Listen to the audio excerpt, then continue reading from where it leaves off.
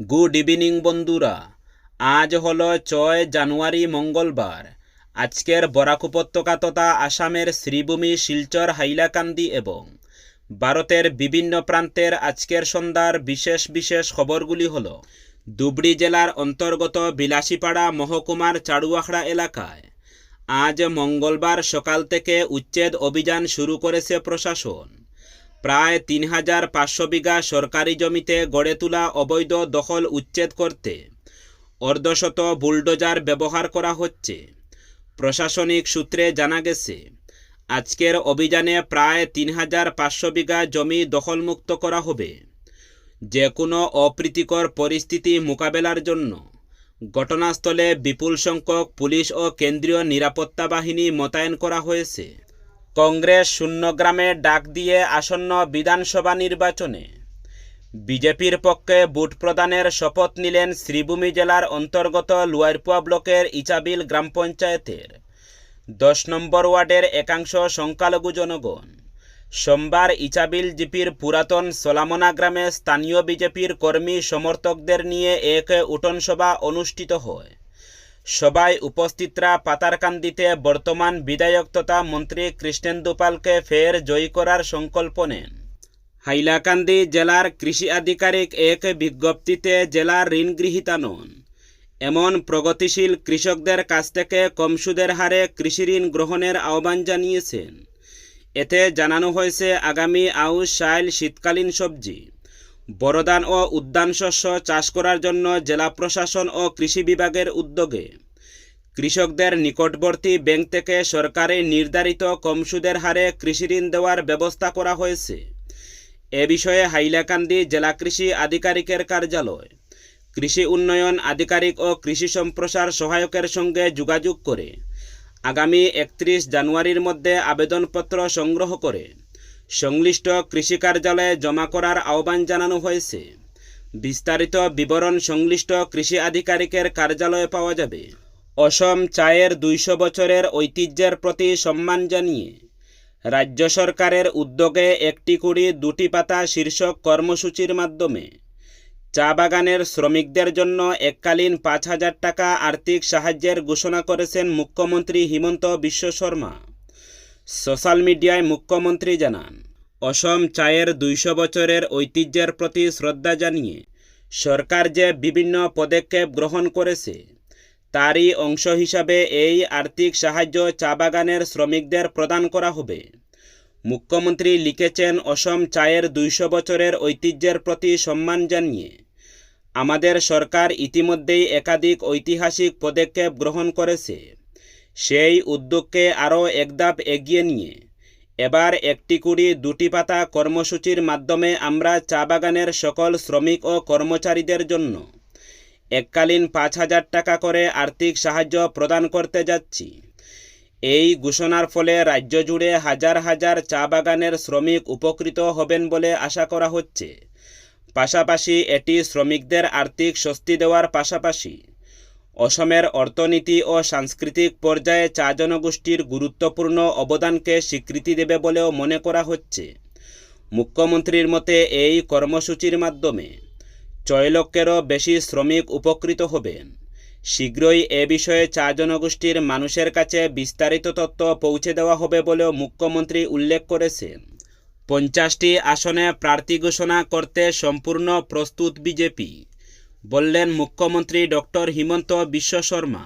বিধানসভা নির্বাচনকে সামনে রেখে অসমে যে বিজেপি সাংগঠনিক ও রাজনৈতিকভাবে অনেকটাই এগিয়ে, সে বার্তায় স্পষ্টভাবে তুলে ধরলেন মুখ্যমন্ত্রী হিমন্ত বিশ্ব শর্মা। সোমবার গুয়াহাটিতে সাংবাদিকদের সঙ্গে কথা বলতে গিয়ে মুখ্যমন্ত্রী জানিয়ে দেন, আসন্ন বিধানসভা নির্বাচনে রাজ্যের প্রায় 50% আসনের জন্য বিজেপির প্রার্থী ইতিমধ্যেই চূড়ান্ত প্রস্তুতির পর্যায়ে রয়েছে। মুখ্যমন্ত্রী হিমন্ত বিশ্ব শর্মা বলেন, কেন্দ্রীয় নেতৃত্বের নির্দেশ পেলেই বিজেপির স্বল্প নোটিশে একসঙ্গে প্রায় 50টি বিধানসভা কেন্দ্রের প্রার্থী তালিকা প্রকাশ করতে সম্পূর্ণ প্রস্তুত। তার বক্তব্যে স্পষ্ট, নির্বাচনের অনেক আগেই প্রার্থী নির্বাচন ও সংগঠনের গঠনের কাজ শেষ করে রাখতে চাইছে শাসক দল। প্রার্থী নির্বাচন প্রসঙ্গে মুখ্যমন্ত্রী আরও স্পষ্ট করে জানান, বিজেপিতে টিকিট পাওয়ার জন্য কোনো লিখিত আবেদন গ্রহণ করা হয় না এবং প্রার্থী হতে কোনো অর্থ নেওয়া হয় না। বুথ স্তর থেকে শুরু করে মণ্ডল, জেলা ও রাজ্য স্তরের কর্মীদের মতামত, পাশাপাশি সাধারণ মানুষের প্রতিক্রিয়া ও সুপারিশের ভিত্তিতে প্রার্থীদের নাম উঠে আসে। মুখ্যমন্ত্রীর কথায়, বিজেপি একটি আদর্শভিত্তিক দল, যেখানে টাকা দিয়ে টিকিট কেনার কোনো সংস্কৃতি নেই। মানুষের কাজ করা, সংগঠনের প্রতি আনুগত্য এবং জনপ্রিয়তায় প্রার্থী দেওয়ার মূল চাবিকাঠি। সমাজে মাদক ও বিভিন্ন ধরনের অবৈধ ব্যবসা আজ এক গভীর উদ্বেগের বিষয় হয়ে দাঁড়িয়েছে।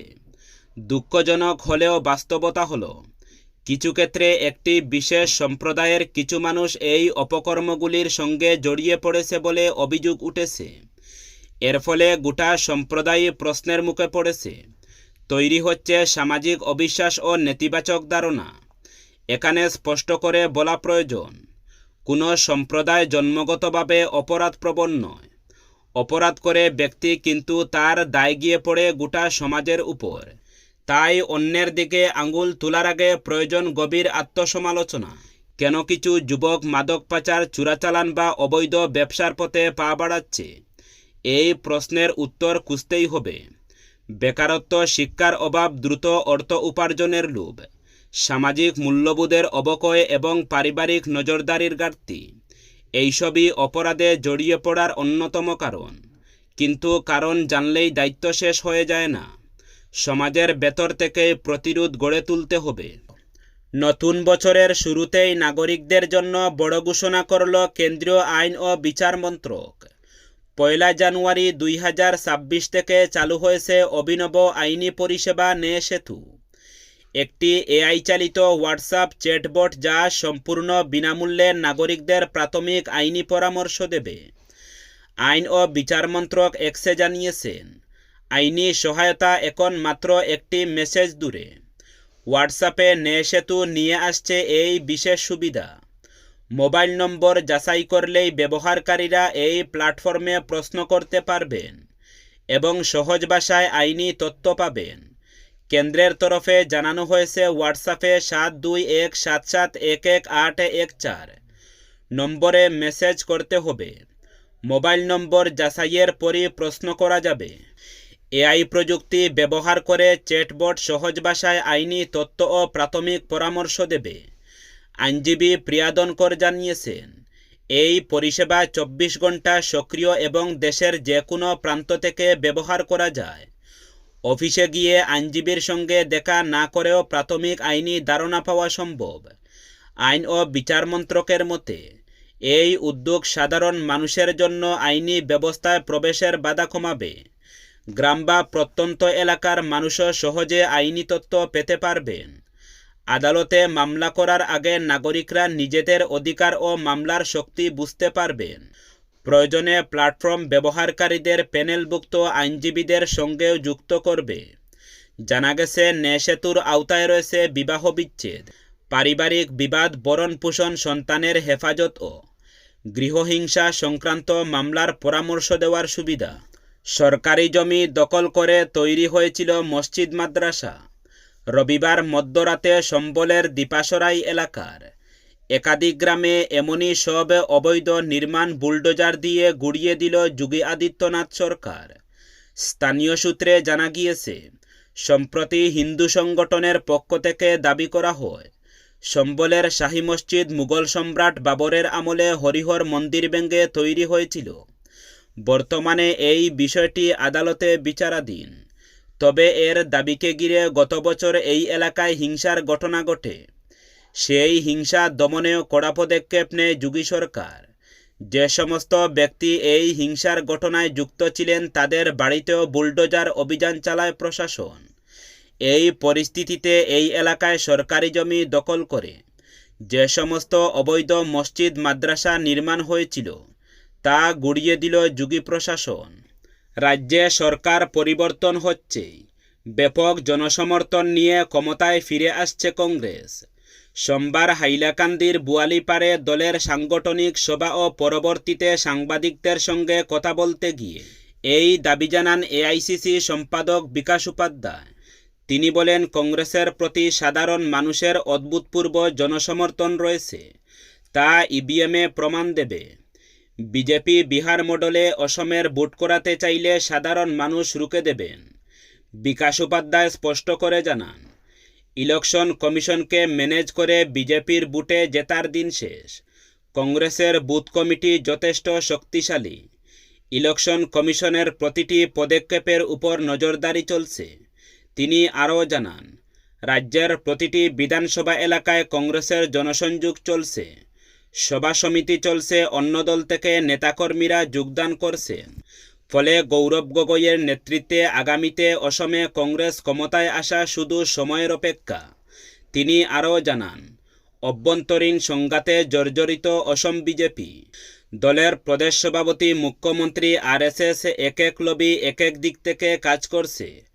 অন্যদিকে প্রিয়াঙ্কা গান্ধীকে অসমে প্রার্থী চয়নের দায়িত্ব দেওয়ার পর এখানে দল রীতিমতো উজ্জীবিত।